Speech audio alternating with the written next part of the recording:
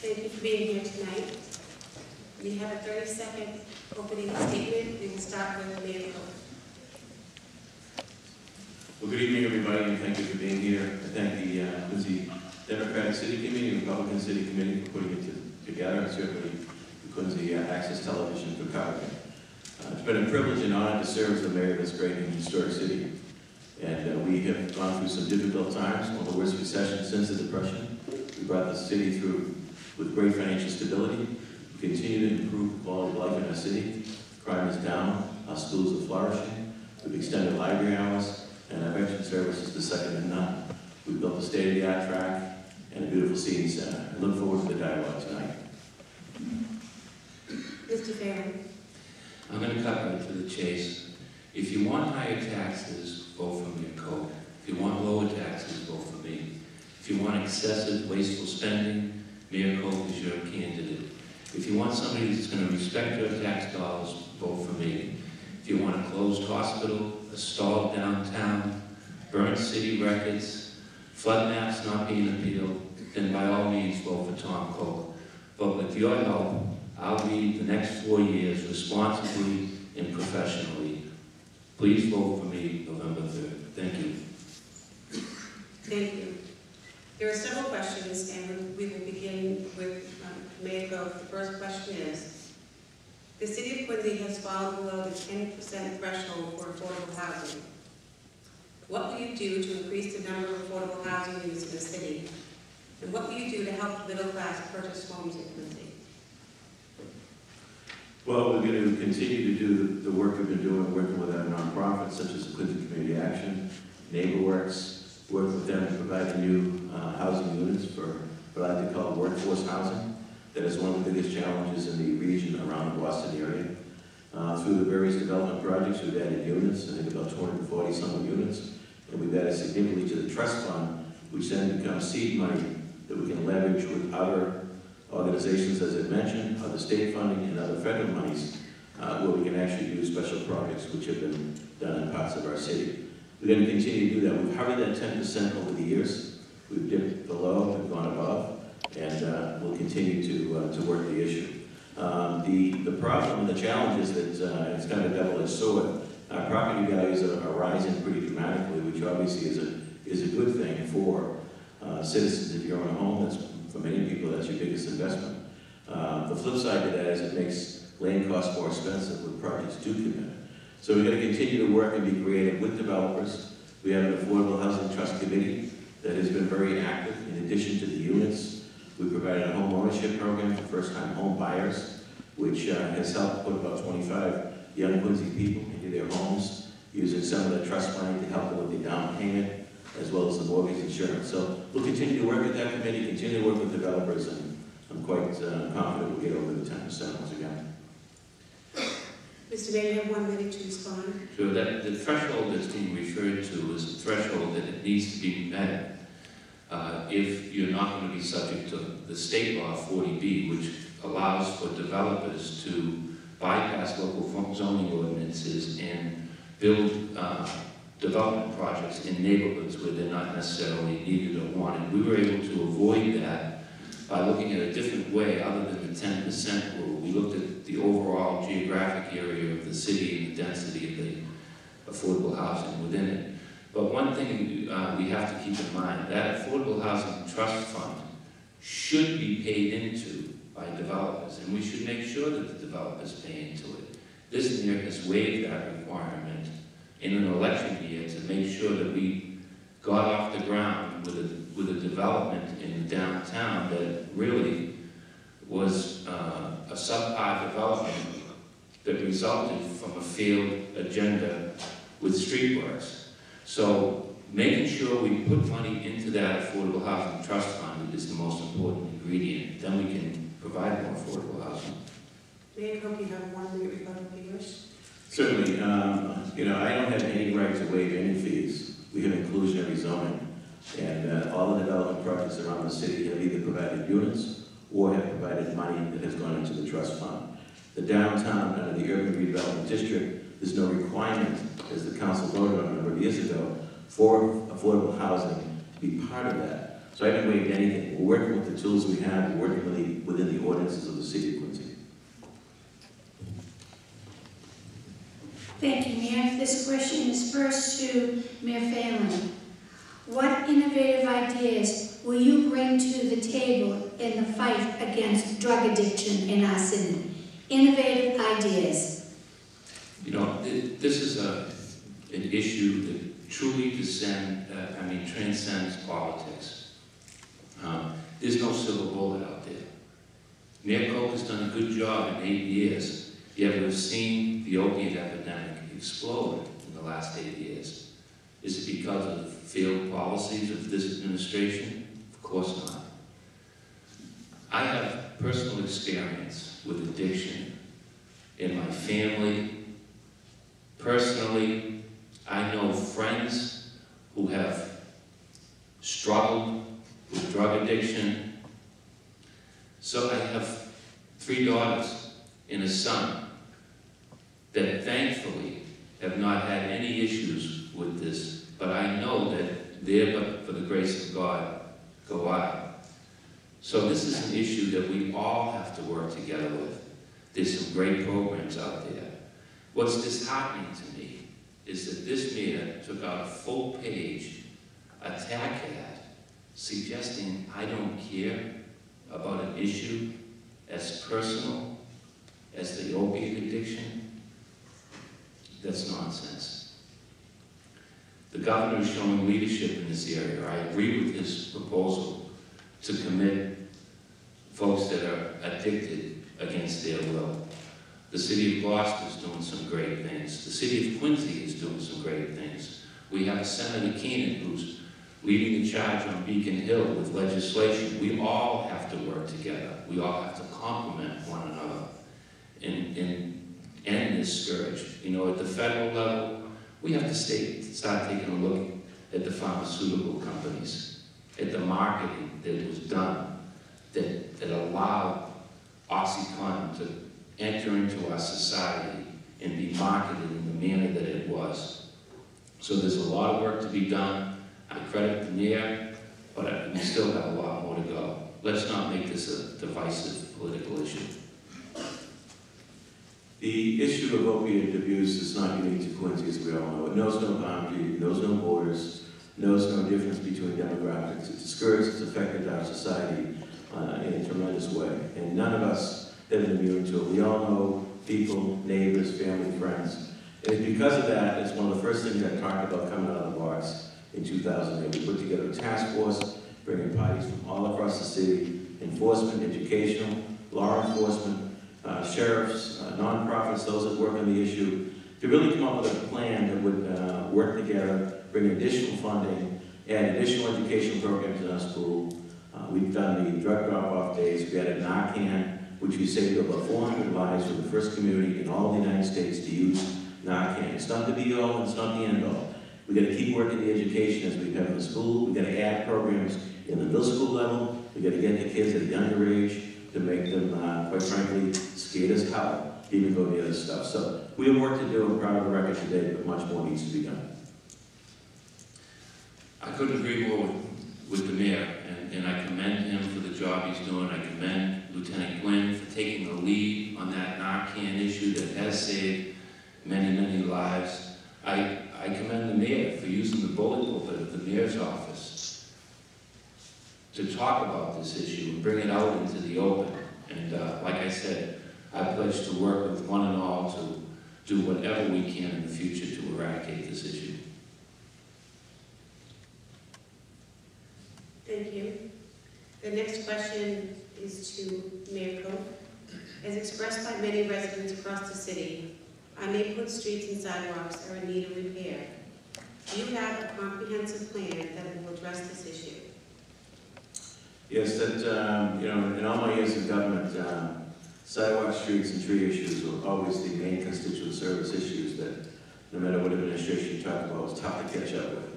Our main funding source comes from gas tax, the state shares with cities and towns. And what we received, this past year, we received about $1.9 million to do that. Unfortunately, that doesn't go very far.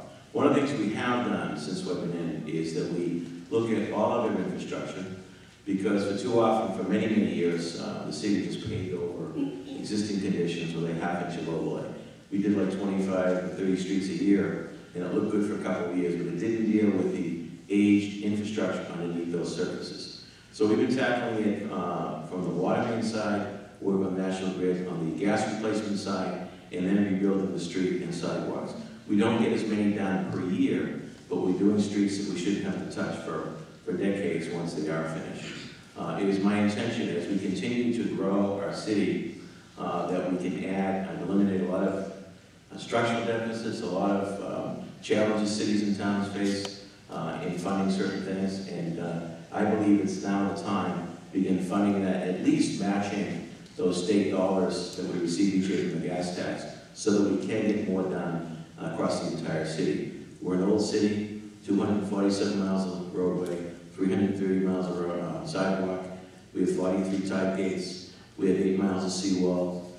It's an old place that needs attention, and I'm proud of the last several years. The amount of infrastructure we tackle has been ignored for a long, long time, with its flood control issues, with its road reconstruction, water main, sewer main, or otherwise. We're making headway. We have a good plan. We've got to stay the course.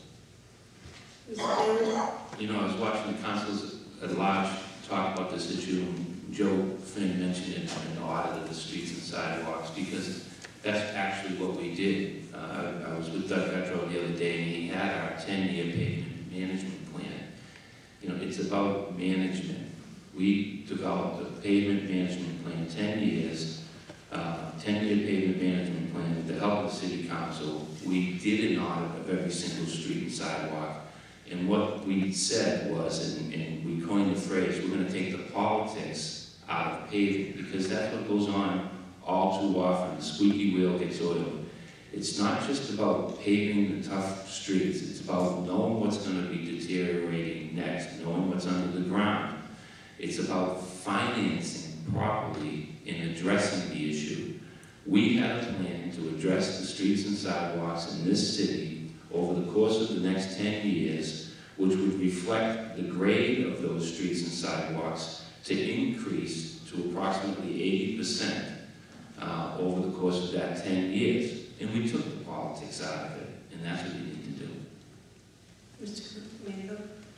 Well, the reality is that plan really did not deal with the underground issues. It dealt with the pavement itself by the engineering companies. And I don't need an audit to tell me what streets need to be done. I walked every street in the city during the campaign, and it's pretty clear what streets we have to tackle. I'll continue to work with our ward councilors, councilors at large, to come up with a plan and deal with our streets and sidewalk issues going forward. Thank you. The next question goes to Mayor Phelan first. With the increase in residential units across the city, do you envision the need to expand our municipal services? Certainly, we should always be looking to expand our municipal services. But let me just say, a couple of words about the attitude of this mayor to suggest I don't need anybody to tell me what streets need to be done. Well, actually, you do. You need a professional to tell you. And when you're walking around campaigning and somebody asks you to fix their sidewalk and you want to do it for a vote and you fix the sidewalk for a vote, then you're wasting money that could have been better spent if you managed properly and you took the politics out of paving. With regards to the increase in residential units, what we need to do is stand up to these developers and make sure they pay mitigation if we're going to allow them to intrude upon our neighborhoods, intrude upon our city streets, creating gridlock. And we also have to enforce our zoning ordinances. So certainly more development, with it comes a strain on city services. And the mayor points out that the city was completely rezoned. Well, let's enforce the zoning so that our neighborhoods aren't detrimentally impacted. Let's pursue development where we want it, like in Quincy Center. All these developments going on all around the city, creating gridlock, are preventing development in the areas we wanted. in our Quincy Center, where we invested in infrastructure in order to support the development that's going to be going on there. So that's smart growth. And there's no plan in place currently for the growth of our city and for the impacts that that growth is going to have on the city. Can you imagine approximately 3,000 more residential units coming online in this city over the next 3 years? That's certainly going to impact the municipal services. The zoning ordinances that we have, and we did put together a comprehensive plan, which in its #1 goal is to protect the residential neighborhoods of our city. The strength of any city is the strength of the neighborhoods, and we've done that. And so you go through the neighborhoods of our city, we have great neighborhood feeling, neighborhood schools, and great organizations that work in those neighborhoods. We have seen economic development, whether you're talking about across from Quincy Adams, apartment units, that's where you want them, across from the T station. That's the perfect location. We've seen some locations like the old Ritz Motel on Hancock Street that was a dump for about 30 years. We're seeing a beautiful new residential building arrive there. So not all development is negative. It brings great value to our city. It adds to the workforce housing units that we need. There are studies that show the Quincy, Boston, the whole region is going to need tens of thousands of new units to meet our young people's demand in workforce housing. So we'll continue to work with the developers, work with the city council to make sure neighborhoods are protected while we grow our city. So approximately 3,000 residential units coming online in the next 3 years is going to probably increase our population by approximately 7 or possibly 8% in 3 years. That's pretty extreme. The development that the mayor refers to over by Crown Colony is too large. It's feet away from the street. A developer will build 100 units on a postage stamp, as we've seen in the Wollaston district with a preferred developer building 24 units on a 10,000 square foot lot, if you grant them the ability to do it.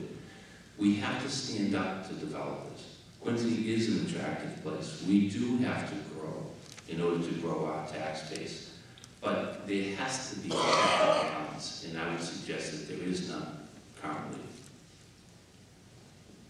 Thank you. The next question will be directed to Mayor Koch. What is the future of Quincy Medical Center property? Quincy Medical Center issue has been a challenging one for the city for many years. In 1999, it was spun off as a municipal hospital because it was losing millions of dollars a year into a nonprofit. For many years, that nonprofit made a great attempt. Board of directors were business folks, medical community, and it continued to lose money. There's a lot of reasons for that with national health care, but namely it was 70% Medicare and Medicaid patients at that hospital. The government only reimburses about 63 cents on the dollar for those patients. In addition, you are right next to the city of Boston. When people elected to have major surgery, many folks elected to go to Boston.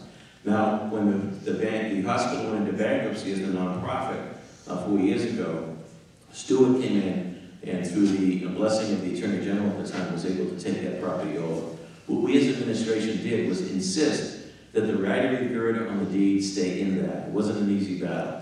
So with that as our leverage today, when that hospital ceases being used medically, then the hospital transfers back to the city of Quincy.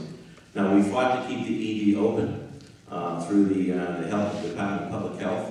And we did that because we had that leverage. We continue to work with Stewart to see if we can find medical-related uses for the community at that location. We've been in discussions with every major hospital in the greater Boston area, and there is no appetite to open a new acute care hospital here.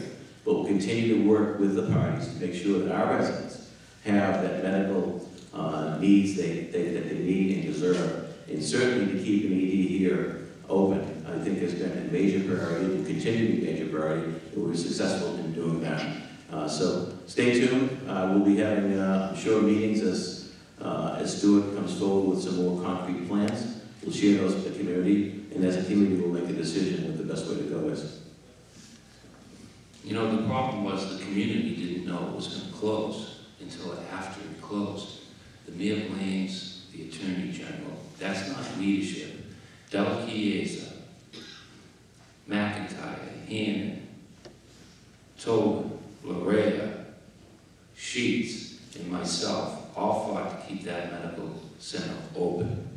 This mayor sat quietly, said nothing until it was too late, and it closed.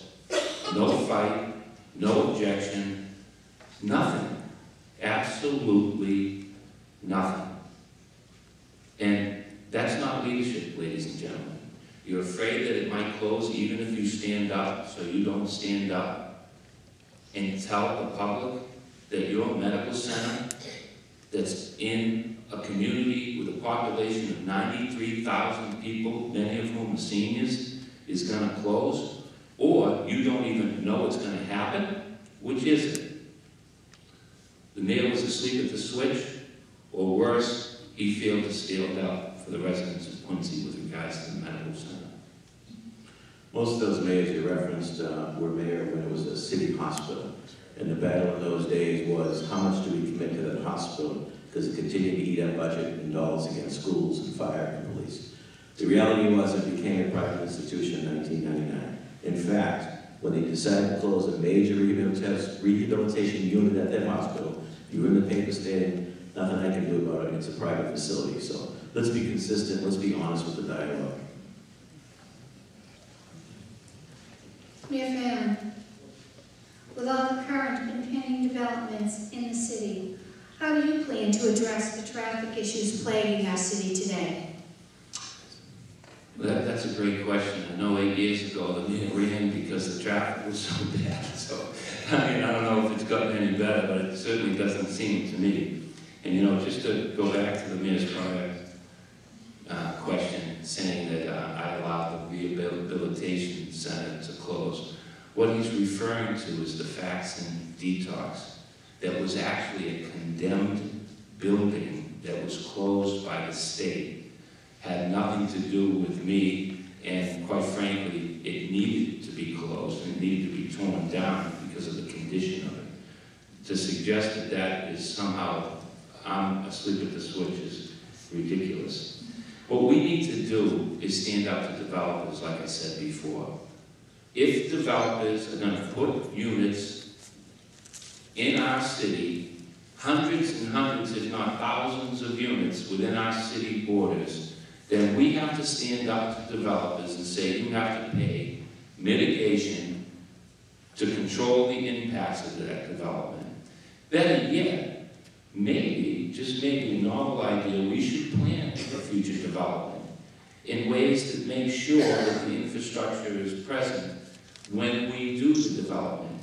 In my administration, we were the first administration in decades to take a look at the downtown, go out to the public, another novel idea, hold charrettes, get a vision from the public, and then rezone the downtown to encourage development in our downtown. But we didn't stop there. We then proposed a plan to pay for infrastructure improvements in the downtown, and we actually got that roadway, the Walter Hannon Parkway, constructed. Properties taken, designed, permitted, and construction begun under my administration to support development where we want it. I heard Michael McFarland, the City Council, talk a little bit about where an old city would continue to evolve. I had an infrastructure engineer a few years back with great experience, and through his efforts and through our planning, we just finished an intersection, North Quincy High School, East and West Quantum and Hancock, a bottleneck for 30 years, an F-rated intersection, which is now a C intersection. That was 75% paid for by federal and state dollars. The corner of Quincy Avenue, East and West Howard Street, a disaster for years as an intersection, completely rebuilt through state and federal dollars. We have a $1.2 million state grant now studying and designing on C Street between Palmer all the way to Southern Artery, around the corner to Broad Street, to make improvements on traffic and synchronization in that area. We continue to work these major intersections. We have to continue to do that going forward. You have to have the right talent on board, you have to have the right planning in place. And that is happening. And what makes it even more important is having the right relationship so you can work with your federal and state partners. in bringing those dollars back to the city. We've been very successful at that. You know, we worked great with our federal and state partners. When we received funding for that Quincy Center concourse, we also received approximately $10 million worth of funding for infrastructure improvements for the Adams Green, as well as for traffic improvements with the Adams Green. But it doesn't seem like this mayor can get that off the ground and finished after 8 years. So it's really about management. It's about standing up to special interests and making sure that they pay for the impacts that they're creating in our town, in our city. I noticed that the east and west Squam Street, Hancock Street intersection, there's a development going on there. That developer should have contributed to the corrections of that intersection if he didn't. Thank you. Next question is to Mayor Koch. What do you see as the biggest issue facing our elderly population today, and what is your plan to address it? You know, my first appointment with the city was by Frank McCauley as the council meeting director. And I learned an awful lot working with some great people on meeting the challenges of our senior population. Sunday I was on Standish Ave giving a commendation to a woman who just turned 100 years old. And that's not unique anymore. That seems to be happening on a regular basis. People are living longer and healthier. One of the first things we did, tackled this when I became mayor, was we opened up a beautiful, comprehensive senior center at the old former Miles Standish School, which also housed the Beacher by the Bay for several years.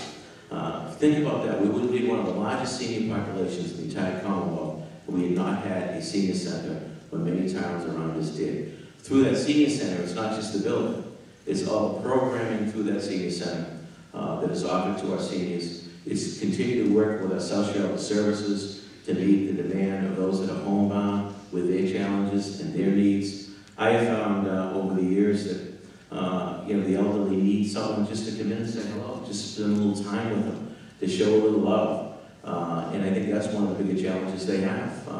They do need services, but they also need people to care. And that's where we have some great neighborhoods that look out for their neighbors. So as a city, we'll continue to expand our senior center. I see growth in that. We have outstanding transportation program that helps bring seniors to their medical appointments, hospital visits. We're unique in that regard. We have 12 vans on the road on a regular basis doing that.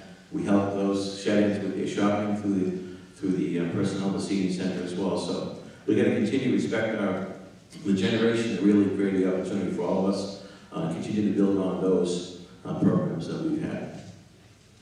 Mr. Phelan? I would say the biggest issue facing our elderly population is the affordability in taxes. I can't tell you how many people that I spoke with knocking on doors that are truly concerned with how they're going to pay their tax bill. I met one woman, 82 years old, told me that she lived in her home her whole life, and she lived in a state of anxiety, wondering how she was going to be able to afford to pay her taxes. She was on a fixed income. I mean, that's a real, live issue. We have to hold the taxes in this city. We're spending wastefully. It's creating a tax burden that our seniors can't afford. When I was in office, I proposed the Neighborhood Stabilization Fund that would have given seniors a rebate on their taxes if they lived in their home for a certain period of time and their age was in excess of 70 years old. Just to allow those folks to stay in their home a little longer if they wished. And that's why there are state programs that are offered through every city and town for seniors.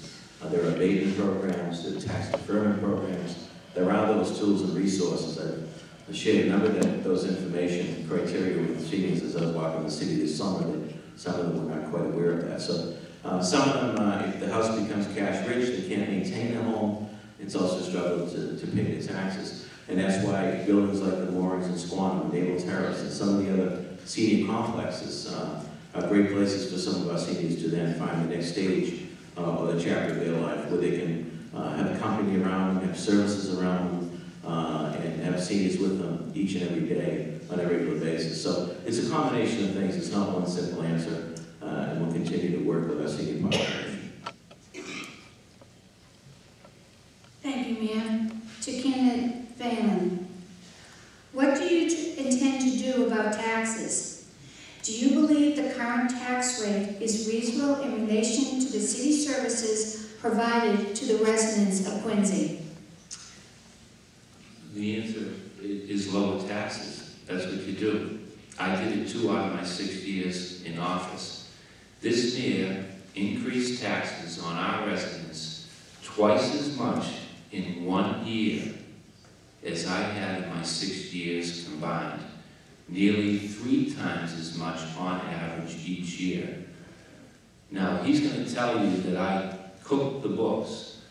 I ask you, how could you possibly cook the books to result in an increase in taxes that was twice as much in 1 year as I had raised in my 6 years combined? Just because the mayor says it over and over and over again doesn't make that point true. So do we have good services in the city? Sure, we should have better services in the city.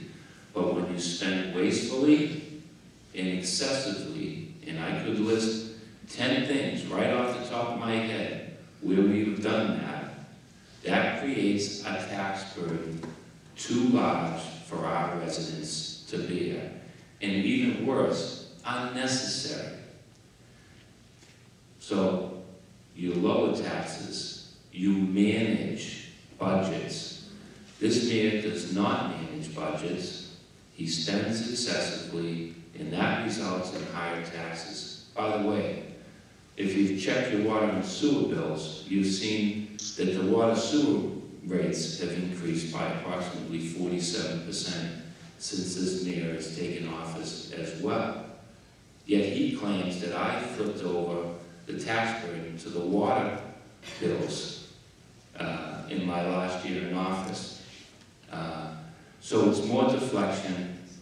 We need a manager who can manage a budget and hold the line to the special interests. The reality is, as John Adams said, facts is done in things. I've been saying at every candidate tonight, folks, do your homework. I've even tonight made it a little bit easier. I've got a fact sheet, a Department of Revenue sheet, and Mayor Phelan at the time, his own classification that was submitted to the City Council, available to you on your way out, and I'd encourage you to do your homework. Mayor Phelan oversaw the largest single tax increase in the last 30 years, $550. He went into the council with a $605 figure, and the council cut it down. It's incredible how he can spew these factoids, if you will, whatever you want to call them, with no basis of fact. Again, I encourage you to look at it. Look at the Department of Revenue website. The year that the mayor was talking about at the time, he did cook the books. That's what the state told us. The state ordered us when he took office to put things back on the general revenue side because he was illegally putting things on the sewer and water side. Those are all facts. We dealt with that. Even that large tax increase that I say was Bill Phelan's was smaller than the one he put through in fiscal 04. Well, you know, Tom, you stole that line not only from John Adams, but from me. And the fact of the matter is, what the mayor is referring to is a couple of things. One, he's referring to an average single-family tax bill, not how much the taxes have been increased from 1 year to the next. That's what the mayor has control over in his budget. The state determines how properties are assessed. Has nothing to do with the mayor's office, or at least it should. So the single largest tax increase, twice as much in 1 year as I had in my 6 years combined, was under this mayor, not under me. In fact, entire 6 years increase in taxes times 2 was this mayor's 1 increase. And the audit that the mayor was referring to didn't say we put too much money into the water sewer drain bills at all. It just criticized how we audited it.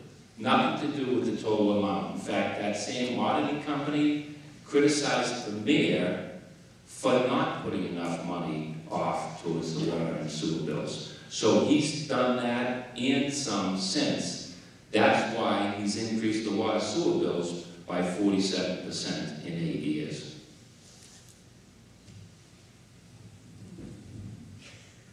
The next question will go to Mayor Koch. Is downtown development on track? If yes, what can the residents expect during the upcoming administration? If no, what specifically would you do to immediately turn it around? The downtown development is on track.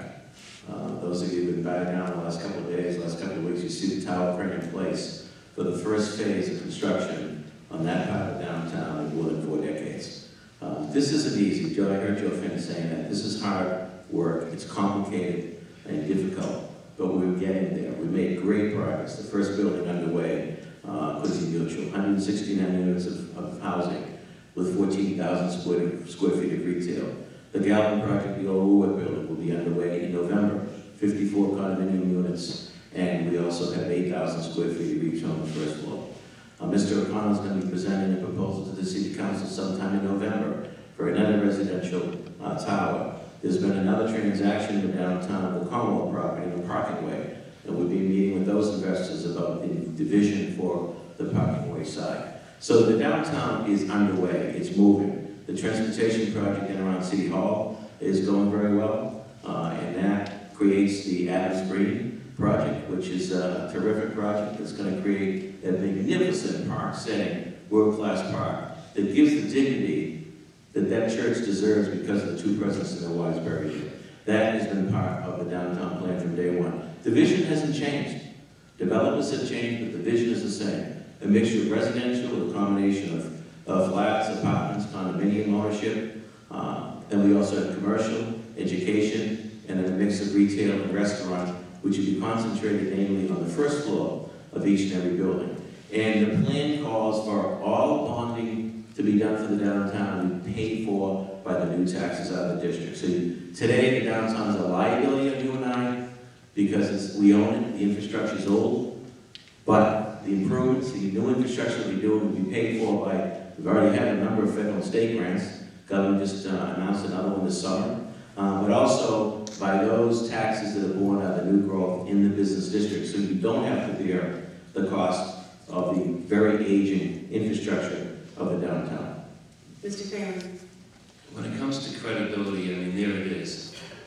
You know, to suggest that the downtown redevelopment is actually on track, this mayor wasted 8 years. The table was set, my administration rezoned the entire downtown after creating a vision with public input, streamlined the permitting process, allowed for density as well as mixed-use development, created design guidelines that have been ignored by this administration. So we see a plywood jungle being built in our prime location in downtown Quincy with replacement windows and no character to the building because it's the result of this failed agenda of the mayor in streetworks that he wasted for 8 years.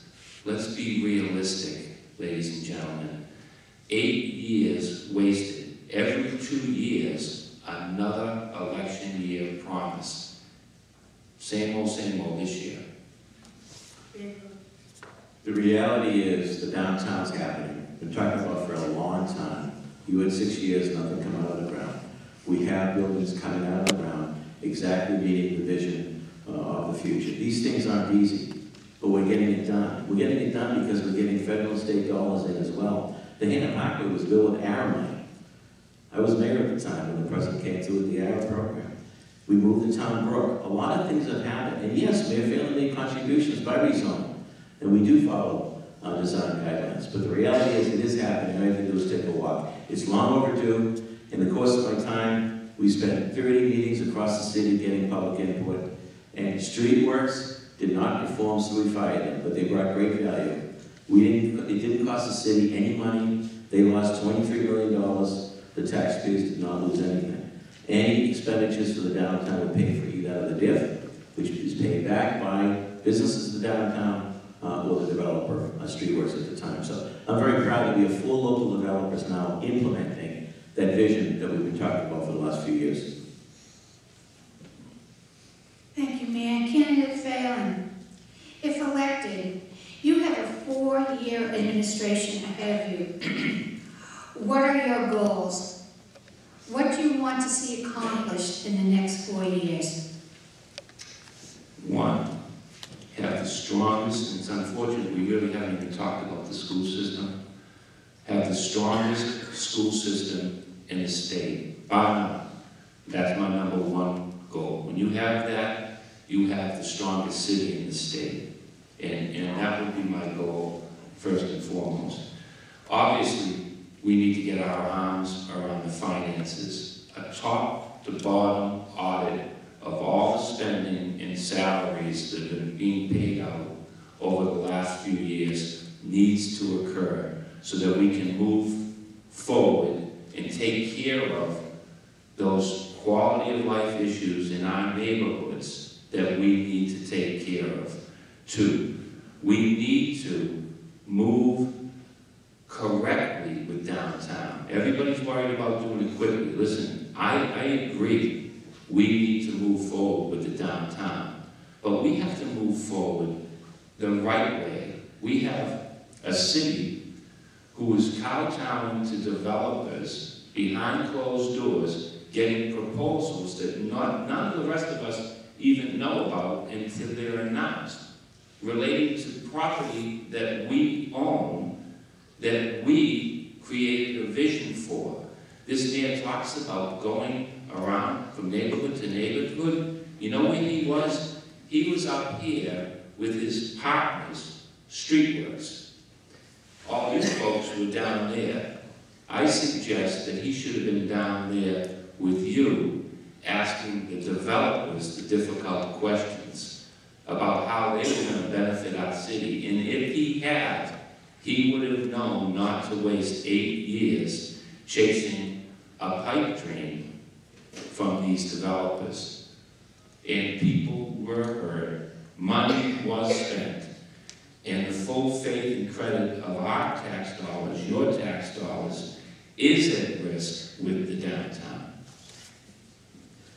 I think the question was, how are we going to improve things over the next 4 years? We're going to continue to build on the accomplishments to date. Crime is down because we're investing in our police and fire departments. We're going to continue to invest in our infrastructure. We're making great progress dealing with those roads and seawalls and flood control areas that we've been doing for decades. We're going to continue to build on those. We're going to continue to work our schools, whether they're improvements to the physical buildings, which provides the safest, beautiful learning environments for our kids and our teachers to get their work done, whether it's continue to keep the class size down, a very enviable class size for many communities our size, whether it's the opiate situation, we're going to continue to work that issue with our partners at all levels, whether it's our libraries, we continue to expand hours. We expanded the hours of the libraries more now today since the 80s. We're going to continue to build on those accomplishments to date. We built 2 new schools, and the third one is about to be, we'll be breaking ground in about 15 months in Sterling Middle School. Again, the highest reimbursable rates under the law, bringing your dollars back to the city. So we're going to build on those accomplishments we've had to date. City of Quincy was the 2nd safest city in the state when I was in office. Crime isn't down. Walk through Quincy Center if you dare to at night. Crime is not down.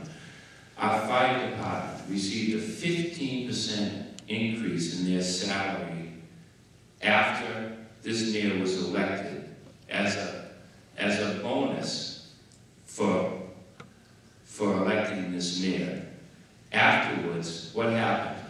5 firefighters laid off, down to as little as 30 firefighters on duty at a particular time in the day, when there was always at least 36 under my administration. In fact, the one time, the same day that 6 or 5 firefighters were laid off, the fire chief received a huge raise as he's laying his firefighters off. Schools, we had our investment in the schools, the annual budget was nearly twice on an annual basis as this mayor has provided. We're not going to get there, folks, if we continue not to have the priorities that are in line with what we say we want. Thank you. This question will go to both of you. It will be a 2-minute answer period. There will be no rebuttal, as you'll see. Notice by the question. And this is our final question. Please repeat that. This is our final question. You both will have 2 minutes to answer, and there are no rebuttals, as you will see from the question once it's read. First question goes to Mayor Koch. What do you see as the major difference between you and your opponent? 2 minutes. Well, first of all, I want to congratulate Bill Phelan for his years of service. And it is a commitment in public life.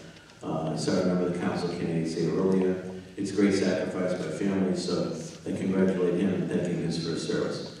There are differences in style. I think that's fairly obvious. I'm one that likes to collaborate and one that likes to bring people together. I think we've been very successful in repairing a number of relationships at the state level that were damaged. I think we've been very successful in bringing tens of millions of dollars in federal and state dollars back to our city.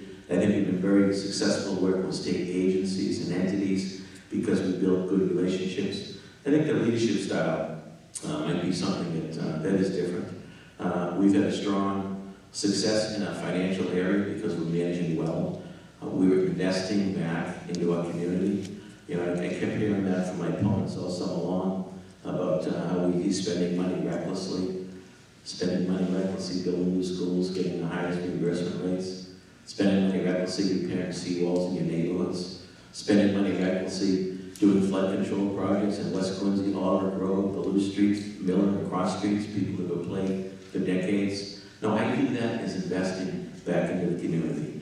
And we're working quite well with our colleagues at all levels of government, whether it's for good schools, and I'm proud of our schools, they're flying, they're flourishing. We have great leadership there, and we put the resources in as we should. Or whether it's any other area of services that we provide as a community, we got to continue to invest back into those neighborhoods. And you know, I've heard a lot about the tax situation. The Boston Globe did a study last year. Quincy falls right in the middle with communities with lower taxes, communities with higher taxes. We fall right in the middle, and I would put us against anybody with services, with our schools, with our public safety, with our libraries, with our senior services, or any of those services that you get, whether it's trash pickup or otherwise. So we're going to continue to invest, and you know, I look forward to that. Mr. Phelan? Can you repeat the question? Yes. The question is, what do you see as the major difference between you and your opponent? I would agree with him there. I think it is style. I think, you know, leaders should stand up for those people who entrusted them in the position. When I was a youngster, we had 8 kids in my family. My father worked hard. We didn't have any connections, right? He said, Willie, I'll never complain about taxes. I get my money's worth. But he expected the elected officials that he elected to do right by him, even though he wasn't connected. I always took that to heart. When I was in office, every day I reminded myself who put me there, and every decision I always made, I made with the best interest of the folks. So, my first year as a school committee, I find out they're going to build a school on a toxic waste dump, and the school committee, the mayor, the city council, the state delegation are all moving forward with this. And I started to ask questions.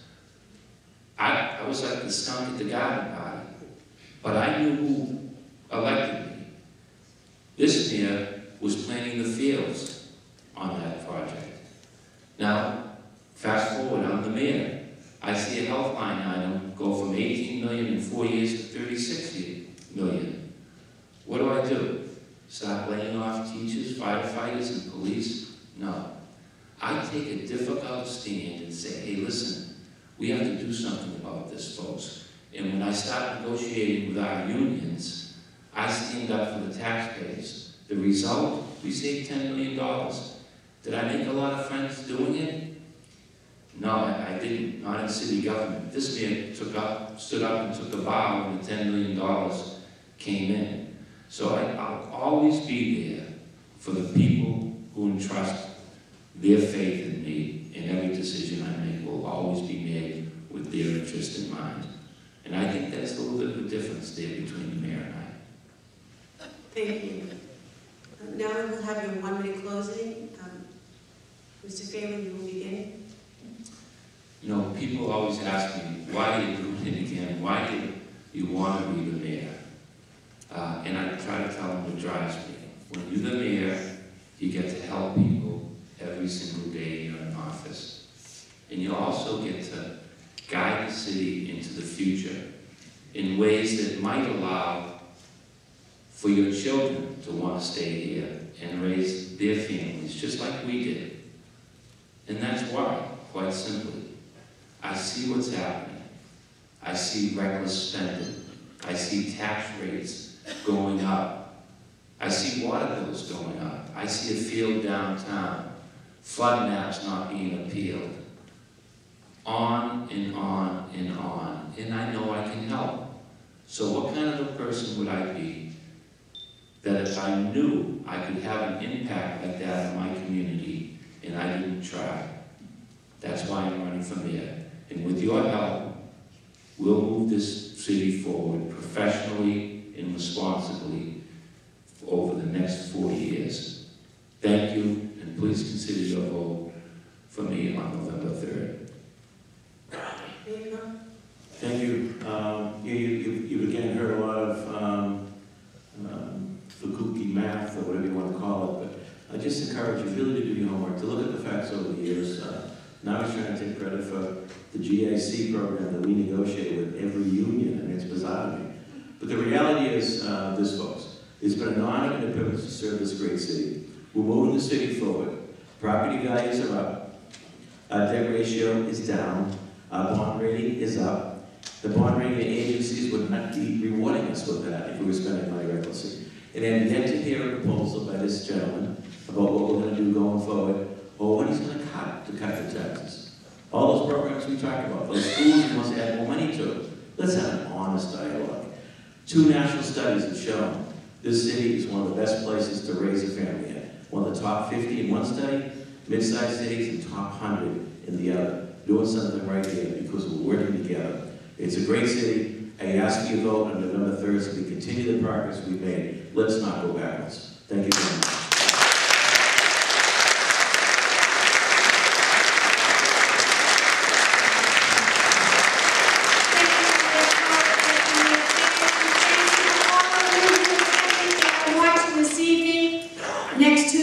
Next Tuesdays is Election Day, folks. Get out there and vote for your city. Thank you.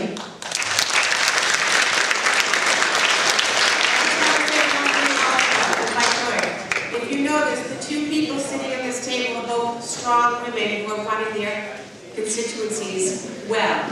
Thank you.